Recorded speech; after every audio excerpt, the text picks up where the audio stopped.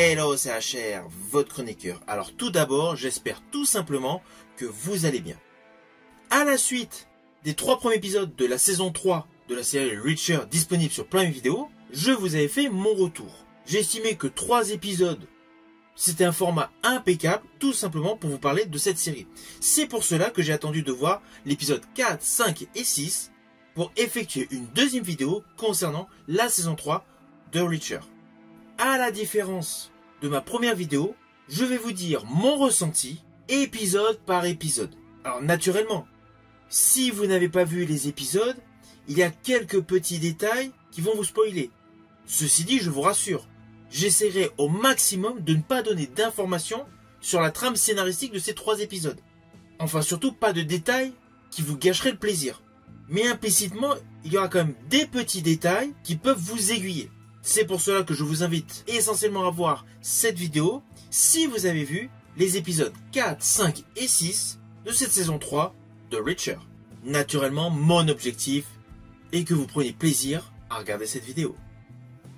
Let's go!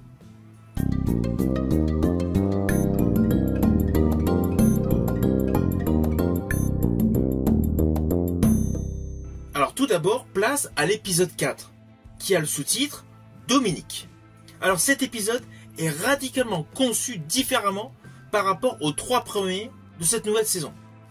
Les épisodes 1, 2 et 3 nous installaient l'histoire, avec notamment de belles confrontations, de belles scènes d'action, et surtout un Reacher qui prenait place dans le domaine d'un trafiquant. Alors même si le début de l'épisode 4 est dans une suite logique aux 3 précédents, cet épisode 4 est essentiellement conçu de flashbacks. Néanmoins, ce sont des flashbacks logiques pour appuyer l'histoire de cette saison 3. Mais de ce fait, par le biais de flashbacks, nous découvrons le personnage Dominique, qui a donné le titre à cet épisode. Épisode où nous retrouvons Reacher habillé en soldat. Ainsi, nous découvrons sa rencontre avec Dominique Cole, une jeune sergent ultra compétente que Reacher intègre dans son équipe, à l'époque où il était à l'armée. Avec elle, il effectue des enquêtes périlleuses, et au fil justement de celle-ci, une sorte de complicité est née entre Dominique et Reacher, naturellement sur un côté professionnel. Néanmoins, il y a une enquête assez dangereuse, mêlant des officiers corrompus. Et c'est là que ça devient important, car dans ce flashback, nous découvrons le personnage Quinn. Ce personnage issu de ce flashback n'est pas là pour rien. Alors déjà, dans ce flashback, nous découvrons qu'il est impliqué justement dans l'assassinat du sergent Cole. Et justement, afin de raccrocher la timeline de l'épisode aux 3 précédents, nous découvrons que ce fameux Quinn est maintenant dans le civil, trafiquant, en contact justement avec Beck. Alors, ne vous inquiétez pas, concernant cet épisode, j'en dévoilerai pas plus. Mais automatiquement, on se doute qu'il va y avoir une confrontation entre le personnage de Quinn et de Reacher dans les épisodes suivants. Cet épisode est essentiellement un épisode de transition pour nous présenter, pour planter dans le décor un personnage extrêmement malsain, qui de surcroît est dans le collimateur de Reacher. Alors même si cet épisode est plus dans la transition, d'ailleurs comme dans toutes les séries, il y a toujours un épisode de transition, où le rythme semble en légère pause par rapport au déroulé de l'histoire actuelle. Cela n'empêche pas que cet épisode démontre que le personnage Reacher, outre le fait d'être un colosse de 2 mètres, a une profondeur d'âme.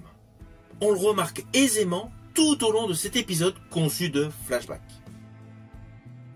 Alors maintenant, place à l'épisode 5, SmackDown.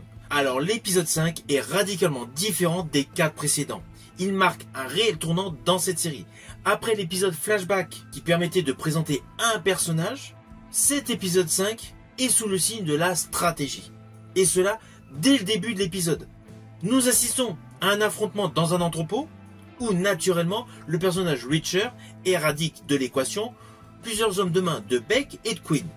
Mais contrairement à ce qu'il a toujours fait dans la série, il décide d'en sauver un. En fait, il y a un des hommes de main de Beck qui laisse en vie.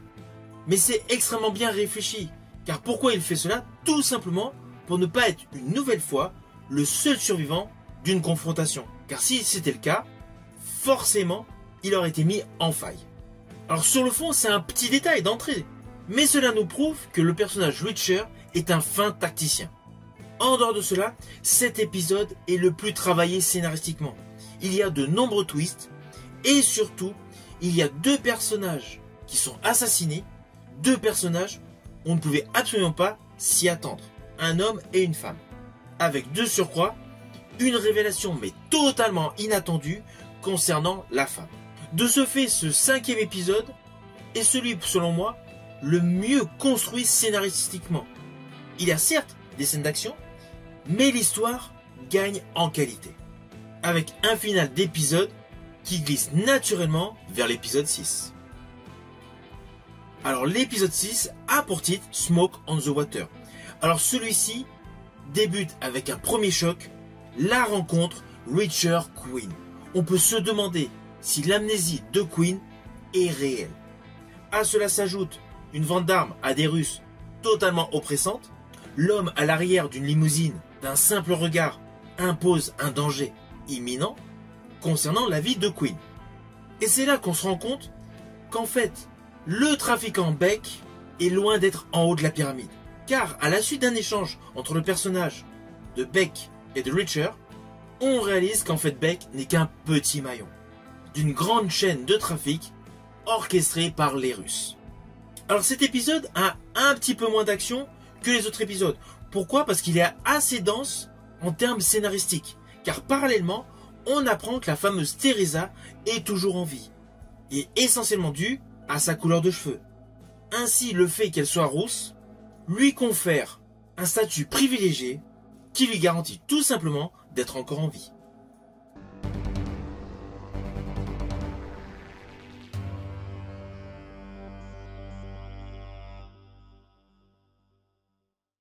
Alors au final, les épisodes 4, 5 et 6 sont de bons épisodes. Ils ont une construction narrative totalement complémentaire. Il y a l'épisode 4 qui est plus dans le flashback pour la présentation d'un personnage. Il y a l'épisode 5 bourré de nombreux twists avec des morts totalement inattendus.